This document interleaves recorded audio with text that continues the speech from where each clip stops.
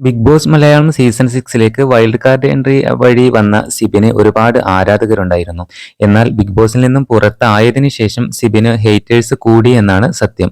സിബിനെതിരെ Jasmine ഇന്റർവ്യൂവിൽ നല്ല രീതിയിൽ വിമർശിച്ചിരുന്നു. പ്രേമിക്കാൻ അവനാര് മന്മഥനോ എന്ന് കളിയാക്കിക്കൊണ്ടാണ് ജാസ്മിൻ പ്രതികരിച്ചത്. എന്നാൽ ഇതിനെതിരെ സിബിനും രംഗത്ത് വന്നിരുന്നു.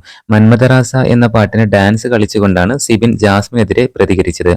എന്നാൽ ഇതിന് താഴെ വലിയ രീതിയിലുള്ള പ്രതിഷേധമാണ് സിബിനെതിരെ ജാസ്മിൻ ആർമി അഴിച്ചുവിട്ടത്. ക്യാഷ് ഇല്ലാത്തതുകൊണ്ട് തനിക്ക് ഇതിനെതിരെ തിരിച്ച് അറ്റാക്ക് ചെയ്യാൻ സാധിക്കില്ലെന്ന് പറഞ്ഞുകൊണ്ടാണ് സിബിൻ കമന്റുകൾക്ക് മറുപടി നൽകിയത്.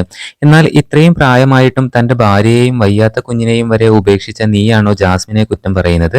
23 വയസ്സിൽ സ്വന്തം കുടുംബം നോക്കുന്നില്ലേ എന്ന് പറഞ്ഞുകൊണ്ടാണ് പലരും സിബിനെ കുറ്റപ്പെടുത്തുന്നത്.